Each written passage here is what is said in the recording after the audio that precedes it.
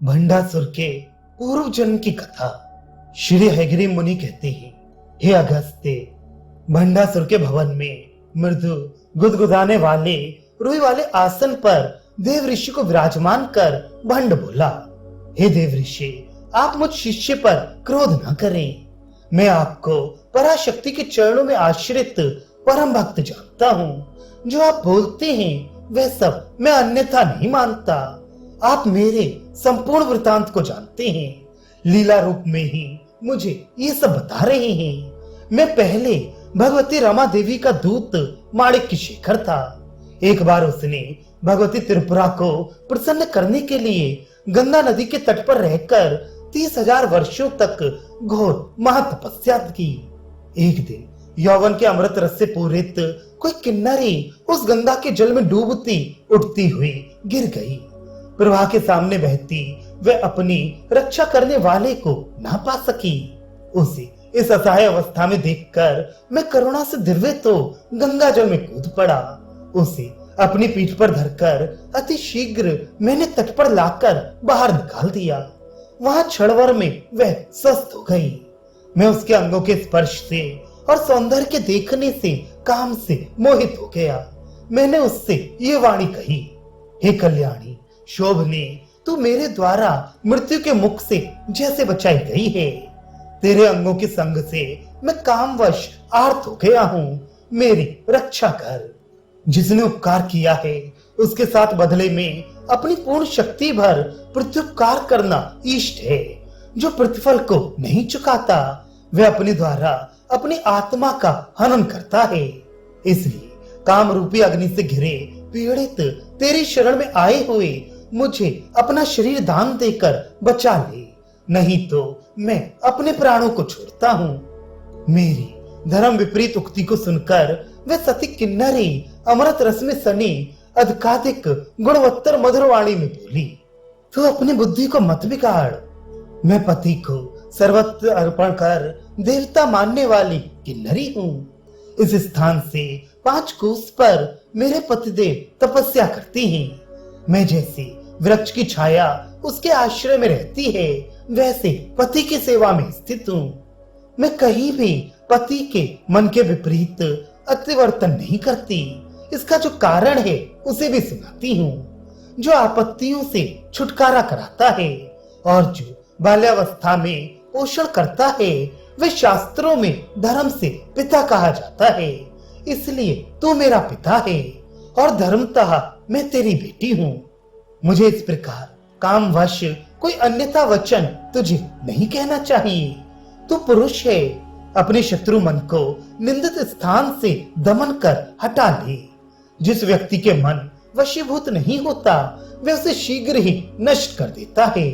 अपनी शुद्ध धीर निर्मल बुद्धि से विचार कर कि लोगों द्वारा अनुभव किया गया जो स्त्री विषय का सुख है वह सब ओर से एक समान ही है। वह पशुओं में भी विशेष नहीं है। इसलिए अपनी ही धर्म पत्नियों में मनोपयोग पूर्वक रति कर, अन्य रूप में नहीं। पतिव्रता नारियों के क्रोध रूपी अग्नि को प्राप्त होकर तू भस्म मत हो। इस प्रकार बहुत से कल्याणकारी वाक्यों को कहती हुई उस अबला किन्नरी को स्वकाम मोह के वश में होने से विपरीत आचरण के लिए कटिबद्ध मैंने कई बार बलात्कार से भ्रष्ट करने का प्रयत्न किया। वे विशेष विलापपूर्ण रुदन करती हुई रमा देवी के चरणों में मेरी रक्षा कीजिए, इस प्रकार कहती हुई शरणागत हुई। तदनंतर उसके सामने भी काम से अंधे के समान नेत्र वाले मैंने उत्तरीय वस्त्र के आवरण में उसके साथ भोग किया। अब मेरी अनीति को देख रमा देवी ने क्रुद्ध होकर मुझे श्राप दिया, हे अत्यंत निर्लज्ज मूढ़, ये दिव्य शरीर वाली किन्नरी तेरे भोगने योग्य नहीं। देख, ये तेरे दुराचरण से पूर्ण आसुर भाव अपन्न कार्य है। जा, इससे तू असुर बन जा। उन घोर रूप वाले रमा के श्राप को सुनकर मैं काम के वेग से जगा हुआ तत्क्षण शोक समुद्र में निमग्न हो गया। वह किन्नरी स्त्री देवी द्वारा आश्वासन पाकर उन्हें प्रणाम कर अपने भवन को चली गई। फिर रमा देवी ने शोक सागर में डूबे मुझे उद्बोधन कर कहा, हे श्रेष्ठ आचरण से हीन नीच दुष्ट, तुझे धिक्कार है। अब तू मेरे निकट रहने के योग्य नहीं। पराई स्त्रियों के साथ बलात्कार से भोग करने वाला तेरा शरीर घोर रूप का हो गया है। तू शीघ्र ही आंखों से अदृश्य हो वायु का शरीर धारण कर ले। इस प्रकार इस भगवती रमा द्वारा श्राप दिया हुआ मैं भयभीत हूँ। नाना प्रकार की अत्यंत विनम्र अन्याय भरी प्रार्थनाओं से भगवती को प्रसन्न करने लगा। इस रूप में दीर्घ काल तक प्रार्थना करते रहने से अंबिका फिर प्रसन्न हुई। जब मैंने श्राप से छुटकारा करने के लिए प्रार्थना की तो वे मुझसे बोली, हे माणिक शिखर, तूने अत्यधिक निंदित कलुषित दुष्ट कार्य किया है। इसका कोई अन्य प्रायश्चित मैं थोड़ा सा भी नहीं देखती।